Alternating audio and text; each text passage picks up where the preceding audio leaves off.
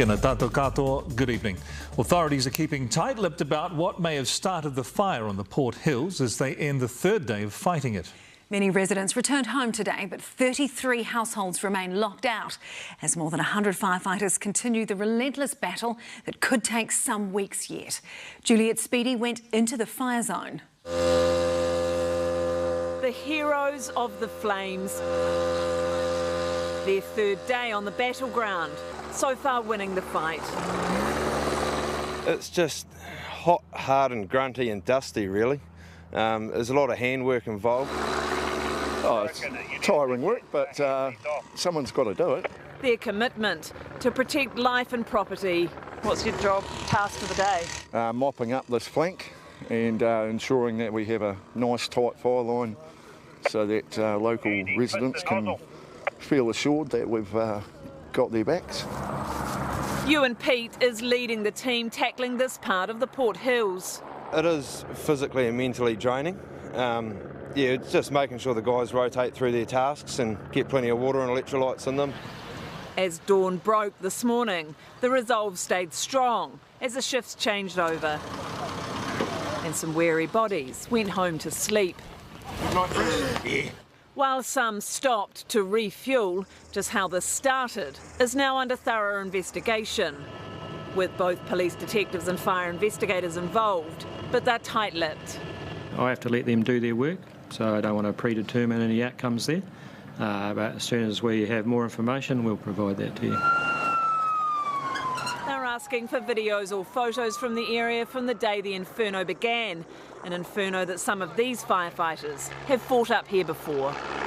A lot more slash and things which, yeah, a few people need to answer for, but, you know, it's generally the difference that I've noticed is a lot more fuel loading up here from 7 years ago. We do want to try and get the Port Hills back to the way they were, and unfortunately long grass is part of that. So maybe we've got to look at how we manage that, because it's just all fuel up there that's ready to go poof.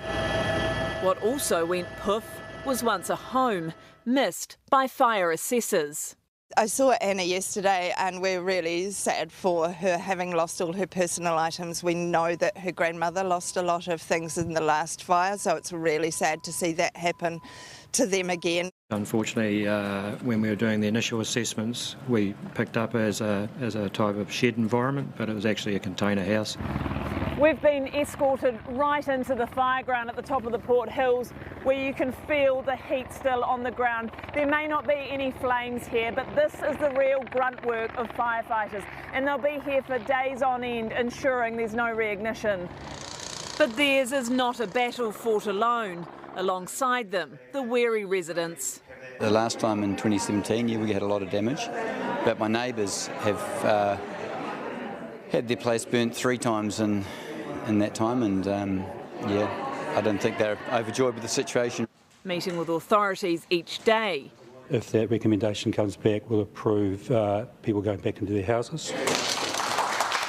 At 3 p.m, they were given the green light, but they've been told to be ready to leave again, as the risk of more flames like these isn't over yet.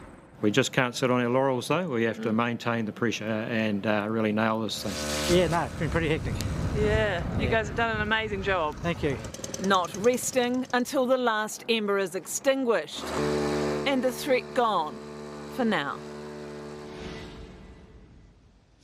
And Mike, on top of the better news and good progress made today, there's also favourable firefighting conditions due here over the weekend. So it'll be all hands on deck, because after Sunday, that's due to flip to terrible firefighting conditions with strong hot nor'westers due here, which can not only ignite hotspots but can also impede that helicopter aerial response. So they will be going hard over the weekend. And for all those keen mountain bikers out there, because I know there are a lot of them, including my 13-year-old son, there's some good news out of Christchurch Adventure Park today. They went in and assessed the damage, and it is less than they first thought, with no significant damage to structures, the zip lines or the chairlift. So they do hope to be able to get riders in there back again within the next few months.